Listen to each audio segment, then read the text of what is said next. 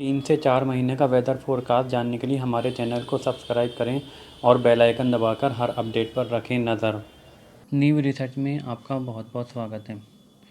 आज 15 सितंबर 2025 है और इस वीडियो में हम बात करेंगे अगले 4 महीनों के मौसम पूर्वानुमान की, यानी सितंबर से लेकर के अक्टूबर, नवंबर, दिसंबर तक देश भर में मौसम कैसा रह सकता है, ताकि आप नई फसलों की बुआई का कार्य उसके अनुसार कर सकें। वीडियो में आगे बढ़ने से पहले मैं आपको बता दूं कि मई 2025 के मानसून पूर्व अनुमान की वीडियो में हमने बताया था कि इस बार उत्तर भारत से लेकर पूर्वी भारत पर अच्छी बारिश की गतिविधियाँ देखने को मिल सकती हैं। और आपने देखा होगा कि अगर हम बिहार के उत्तरी भाग और यूपी के उत्तरी पूर्वी भाग, गोरखपुर उसके आसपास के भागों को छोड़ दें तो इनसे निचले इलाके जो उत्तर प्रदेश के, चाहे वो वाराणसी, प्रयागराज उसके आसपास के भाग हों या मध्य प्रदेश के पूर्वी भाग, झारखंड, पश्चिम बंगाल, छत्तीसगढ़ के उत्तरी भाग, इन सभी भागों पर जुलाई अगस्त में अच्छी बारिश की गतिविधियाँ देखने को मिली हैं। विशेष रूप से अगर हम देखें तो मध्य प्रदेश के पूर्वी भागों पर भारी बारिश जुलाई में देखने को मिली थी। इसके अलावा मैंने बताया था कि पहाड़ों पर इस बार बादल फटने की घटनाएं अधिक देखने को मिल सकती हैं और अगस्त में या सितंबर के पहले सप्ताह में उत्तर पश्चिम हवाएं सक्रिय हो सकती हैं, जिसकी वजह से मानसून की विदाई की शुरुआत इस बार जल्दी हो सकती है। और अगर हम देखें तो 2024 में मानसून की विदाई की शुरुआत 23-24 दिसंबर के आसपास शुरू हुई थी, लेकिन इस बार लग रहा है कि 15 से 16 सितंबर के आसपास ही मानसून की विदाई शुरू हो सकती है। हालांकि अभी बारिश की संभावनाएं पूर्वी गुजरात से लेकर के पश्चिमी मध्य प्रदेश, दक्षिण पूर्वी राजस्थान, हरियाणा के दक्षिण भाग से लेकर दिल्ली और पश्चिमी उत्तर प्रदेश तक बनी हुई हैं। यहाँ पर 15 सितंबर से लेकर 20 सितंबर के बीच कई जगहों पर बारिश की गतिविधियाँ देखने को मिल सकती हैं। इसके अलावा 17 और 18 तारीख के आसपास एक नया WD भारत के उत्तरी पहाड़ी राज्यों को प्रभावित करता हुआ दिखाई दे रहा है, जिसकी वजह से जम्मू कश्मीर, हिमाचल से लेकर के पंजाब तक बारिश की गतिविधियां देखने को मिल सकती हैं। इसी दौरान जो बंगाल की खाड़ी से सिस्टम उठा है वो छत्तीसगढ़ के दक्षिणी और मध्य प्रदेश के दक्षिण पूर्वी भागों के आसपास बना हुआ है। इस वजह से भी बारिश की गतिविधियाँ पूर्वी यूपी से लेकर के बिहार, झारखंड, पश्चिम बंगाल और कुछ दक्षिणी राज्य तेलंगाना से लेकर के आंध्र प्रदेश, महाराष्ट्र तक दिखाई दे रही हैं। इस दौरान बंगाल की खाड़ी से उठे सिस्टम की वजह से पूर्वी यूपी से लेकर के बिहार, झारखंड, पश्चिम बंगाल, उड़ीसा, छत्तीसगढ़ और अगर दक्षिण में हम चलें तो तेलंगाना, तमिलनाडु के उत्तरी भाग और महाराष्ट्र तक कई जगहों पर अच्छी बारिश की संभावनाएं बन रही हैं। जैसे ही यह सिस्टम 20 सितंबर के आसपास दोनों सिस्टम WD आगे की तरफ निकल जाएगा और ये सिस्टम कमज़ोर पड़ जाएगा तो एक बार फिर से उत्तर पश्चिम हवाएं और भी सक्रिय हो सकती हैं।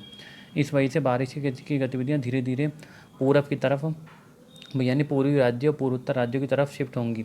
लेकिन एक बार फिर से 23 और 24 तारीख के आसपास नया सिस्टम बंगाल की खाड़ी पर बनता हुआ दिखाई दे रहा है, जिसकी वजह से जो अंदर की तरफ आएगा तो एक बार फिर से बारिश की संभावनाएं बिहार से लेकर के झारखंड, पूर्वी यूपी तक बढ़ सकती हैं। इस बार क्योंकि पश्चिमी हवाएं और भी ज़्यादा एक्टिव हो जाएंगी और इधर से सिस्टम अंदर की तरफ आएगा तो दोनों हवाओं का टकराव ज़्यादा होगा। इस वजह से उत्तर प्रदेश के पूर्वी भाग और बिहार पर भारी बारिश की गतिविधियाँ सितंबर के आखिरी सप्ताह में देखने को मिल सकती हैं। दक्षिण भारत की बात करें तो दक्षिण भारत में महाराष्ट्र से लेकर के तेलंगाना, तमिलनाडु तक इन राज्यों में रोज़ बारिश वाले पैच बनते रहेंगे, जो दोपहर बाद अच्छी बारिश की गतिविधियाँ इन राज्यों में देते रहेंगे। अक्टूबर के पहले सप्ताह तक बारिश की गतिविधियाँ धीरे धीरे दक्षिण में शिफ्ट होने लगेंगी। जो महाराष्ट्र पर बारिश की गतिविधियाँ देखने को मिलेंगी वो बारिश की गतिविधियाँ अक्टूबर के पहले सप्ताह में कमज़ोर पड़ सकती हैं और धीरे धीरे बारिश दक्षिण की तरफ शिफ्ट होगी। हालांकि जैसे जैसे बंगाल की खाड़ी पर नया सिस्टम बनेगा तो उस वजह से महाराष्ट्र और उसके आसपास तक, मध्य प्रदेश के पूर्वी भाग, तेलंगाना, छत्तीसगढ़, उड़ीसा, पश्चिम बंगाल, इन भागों पर बारिश बढ़ेगी।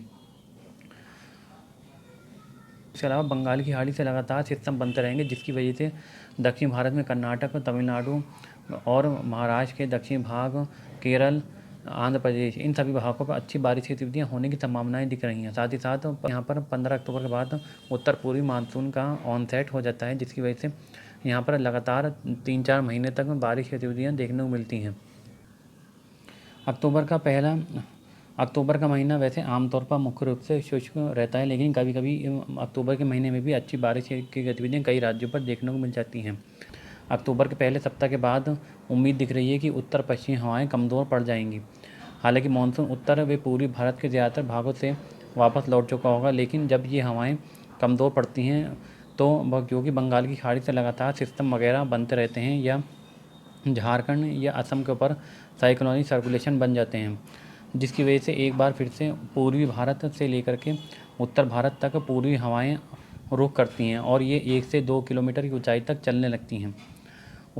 इस वजह से उत्तर प्रदेश और बिहार के कुछ भागों पर गोभी के आकार के बादल दिखाई देते हैं, जिससे कहीं कहीं पर पैची रेन देखने को मिल जाती है। इस बार भी उम्मीद दिख रही है कि इन बादलों की वजह से उत्तर प्रदेश के जो पूर्वी इलाके हैं, तराई वाले इलाके, गोरखपुर उसके आसपास के भागों से लेके बिहार के उत्तरी भाग, इन भागों पर बारिश की गतिविधियां अक्टूबर माह में दिखाई दे सकती हैं। जबकि इस नमी की वजह से हिमालय के तराई में यानी पंजाब से लेकर के बिहार के उत्तरी भाग और उत्तर प्रदेश के तराई वाले इलाकों तक सुबह के समय हल्का कोहरा दिखाई दे सकता है। और जैसे ही जब टेम्परेचर बढ़ेगा तो दोपहर के वक्त बादल बनेंगे और शाम के वक्त कहीं कहीं पर बौछारें वगैरह देखने को मिल सकती हैं।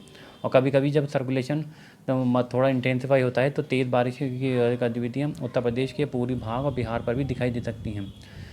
गुजरात, राजस्थान, मध्य प्रदेश आमतौर पर अक्टूबर माह में यहाँ पर मौसम ज़्यादातर दिन साफ़ ही रहता है, लेकिन कभी कभी अरब सागर के रास्ते बादल यहाँ पर पहुँचने लगते हैं, क्योंकि अरब सागर में बंगाल की खाड़ी पर बना सिस्टम जब दक्षिण भारत को पार करके अरब सागर पर पहुँचता है तो उसका प्रभाव राजस्थान के दक्षिण पूर्वी भागों से लेकर गुजरात के पूर्वी भाग और मध्य प्रदेश के दक्षिणी पश्चिमी भागों से लेकर दक्षिण पूर्वी भागों तक इस सिस्टम का प्रभाव दिखाई दे सकता है, इन राज्यों पर दिखाई देता है। साथ ही साथ महाराष्ट्र से लेकर के छत्तीसगढ़, झारखंड के दक्षिण भागों पर भी इस सिस्टम का प्रभाव कभी कभी दिखाई दे जाता है।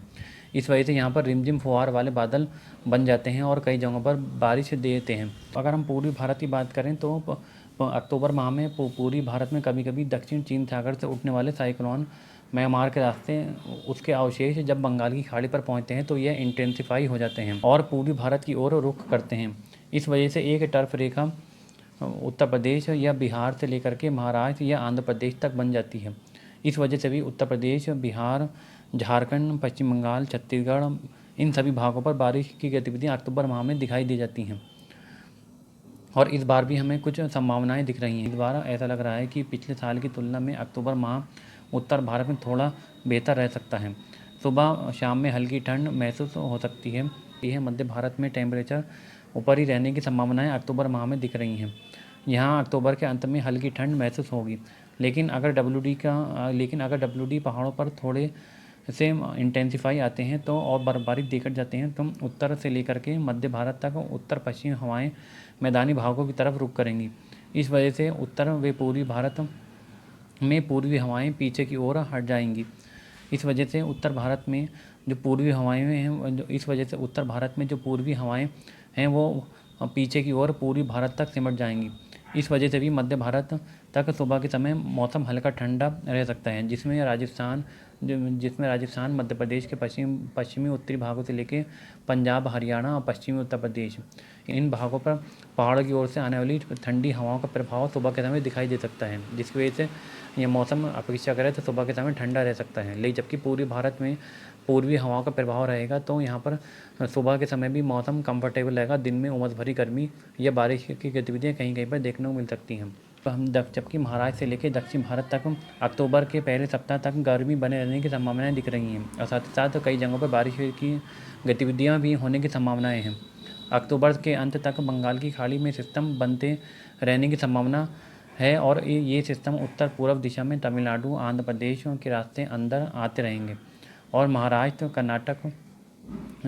के दक्षिण भाग या कर्नाटक को पार करके अरब सागर में पहुंच जाते हैं। इन सिस्टमों का प्रभाव महाराष्ट्र, मध्य प्रदेश, छत्तीसगढ़, उड़ीसा, झारखंड, पश्चिम बंगाल तक दिखाई देता है। यहाँ रिमझिम फुहार वाले बादल बनते हैं। अगर हम प्रदूषण की बात करें तो इस बार भी उत्तर भारत व मध्य भारत में प्रदूषण कम देखने को मिल सकता है, यानी प्रदूषण वाले दिन कम हो सकते हैं। आमतौर पर 15 अक्टूबर से प्रदूषण दिखना शुरू हो जाता है, जो जनवरी तक रहता है, लेकिन इस बार हमें लग रहा है कि 20 अक्टूबर से लेकर नवंबर के अंत तक प्रदूषण दिखाई देगा। उसके बाद काफ़ी कम हो जाएगा, क्योंकि दिसंबर में उम्मीद दिख रही है कि हवाओं की रफ्तार बढ़ सकती है। इसके अलावा इस बार ठंड भी जल्दी आने की संभावनाएं दिख रही हैं। ऐसा नहीं है कि बहुत ज़्यादा कड़ाके की ठंड देखने को मिलेगी, लेकिन पिछले सालों की तुलना में आपको नवंबर या दिसंबर थोड़ा ठंडा महसूस हो सकता है, विशेष रूप से उत्तर भारत में।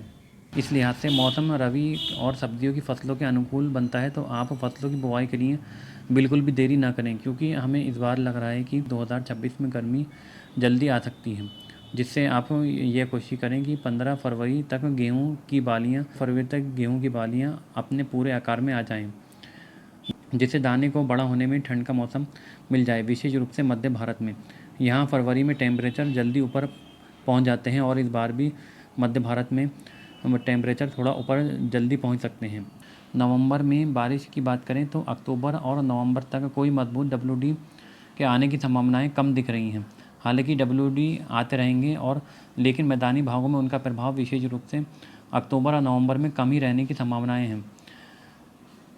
दिसंबर के शुरुआती 2 सप्ताह में WD की इंटेंसिटी बढ़ सकती है, जिसकी वजह से पंजाब, हरियाणा, दिल्ली, पश्चिमी उत्तर प्रदेश में हल्की बारिश का एक स्पेल देखने को मिल सकता है। साथ ही साथ ठंड भी बढ़ने की संभावनाएं दिख रही हैं। इसके अलावा पूर्वोत्तर के राज्यों से लेकर के पश्चिम बंगाल, उड़ीसा, आंध्र प्रदेश, तेलंगाना, कर्नाटक, तमिलनाडु, महाराष्ट्र तक कुछ संभावनाएं बनी रहेंगी, क्योंकि बंगाल की खाड़ी से उठने वाले सिस्टम की वजह से इन भागों पर बादल पहुँचते रहेंगे और कुछ छिटपुट जगहों पर बारिश की गतिविधियाँ देखते रहेंगे। लेकिन आंध्र प्रदेश, तेलंगाना, कर्नाटक और तमिलनाडु, केरल, इन भागों पर अच्छी बारिश की गतिविधि और राजस्थान, गुजरात, मध्य प्रदेश, छत्तीसगढ़, उत्तर प्रदेश, बिहार, झारखंड में मौसम मुख्य रूप से ज़्यादातर दिन शुष्क रहने की संभावनाएं हैं। नवंबर दिसंबर में कोई साइक्लोन उड़ीसा या पश्चिम बंगाल से टकराता है तो उसका प्रभाव छत्तीसगढ़ के दक्षिणी भाग से लेकर के झारखंड के दक्षिणी भाग, पश्चिम बंगाल पर दिखाई देगा। दिसंबर में उम्मीद दिख रही है कि उत्तर भारत में अच्छी ठंड देखने को मिल सकती है, जिसकी वजह से सुबह शाम में गर्म कपड़ों की आवश्यकता पड़ सकती है, लेकिन दिन में तेज़ धूप दिखाई दे सकती है, जिससे दिन और रात के टेम्परेचर में अंतर देखने को मिल सकता है। दिन और रात के टेम्परेचर में अंतर विशेष रूप से मध्य भारत में ज़्यादा दिखाई देगा। यहाँ राजस्थान, मध्य प्रदेश में मौसम दिन के समय कंफर्टेबल या हल्की गर्मी महसूस हो सकती है, जबकि रात में जब उत्तरी हवाएं इन भागों में बढ़ेंगी तो रात के काफ़ी ठंडी हो जाएंगी, जबकि जब पूर्वी हवाओं का प्रभाव मध्य भारत पर बढ़ेगा तो दिन में उमस और सुबह के समय मौसम कंफर्टेबल रहेगा। इसके अलावा पूर्वी भारत में विशेष रूप से पूर्वी उत्तर प्रदेश, बिहार, झारखंड के पूर्वी भाग से लेकर के नीचे उड़ीसा, पश्चिम बंगाल तक यहाँ मौसम अपेक्षाकृत गर्म रहने की संभावनाएं हैं, क्योंकि यहाँ पूर्वी हवाओं का प्रभाव अधिक रहेगा। इसके अलावा उत्तर प्रदेश, बिहार पर जहाँ पर भी पश्चिमी हवाएं और पूर्वी हवाओं का मिलन होगा तो सुबह के समय या वहाँ कोहरा दिखाई दे सकते हैं। ये स्थिति इन राज्यों में अक्टूबर से लेकर के दिसंबर तक बनी रह सकती है।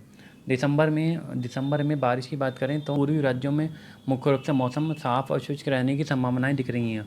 हालांकि बारिश की संभावनाएं सिर्फ जब ही बनेगी अगर दिसंबर में कोई साइक्लोन आकर टकराता है, तो उड़ीसा, पश्चिम बंगाल और झारखंड पर कुछ संभावनाएं बन सकती हैं। इसके अलावा दिसंबर के अंत में यानी 25 दिसंबर के बाद मजबूत WD आ सकते हैं, जिसकी वजह से पहाड़ों पर भारी बर्फबारी और मैदानी और राज्यों में राजस्थान, मध्य प्रदेश, बिहार, उत्तर प्रदेश, पंजाब, हरियाणा तक एक बारिश का एक अच्छा स्पेल देखने को मिल सकता है। WD इस बार विंटर सीज़न में मजबूत आएंगे या कमज़ोर आएंगे, इसके लिए अभी नवंबर तक इंतज़ार करना पड़ेगा। जैसी स्थिति होगी हम आपको अपडेट कर देंगे। लेकिन अगर हम देखें तो अभी फ़िलहाल नवंबर दिसंबर में अगर हम इस समय देखें तो अक्टूबर से लेकर के दिसंबर के मध्य तक कोई बड़ा WD आता हुआ दिखाई नहीं दे रहा है। दिसंबर के आखिर तक एक मजबूत WD आ सकता है। कुल मिलाकर अगर हम कहें तो इस बार ठंड पिछले सालों की तुलना में थोड़ा जल्दी आने की संभावनाएं दिख रही हैं, लेकिन WD अभी बहुत ज़्यादा मजबूत आने की संभावनाएं नहीं हैं, कम से कम नवंबर तक तो नहीं। दिसंबर में ज़रूर इंटेंसिटी बढ़ सकती है। इसके साथ ही साथ ठंड फरवरी के मध्य से जल्दी वापस भी जा सकती है। हालांकि बीच बीच में बर्फबारी होने पर वापस लौटेगी, लेकिन फरवरी में लगातार पड़ने वाली ठंड का दौर ख़त्म हो जाएगा। न्यू रिसर्च में अभी के लिए इतना ही। वीडियो में अंत तक बने रहने के लिए बहुत बहुत धन्यवाद।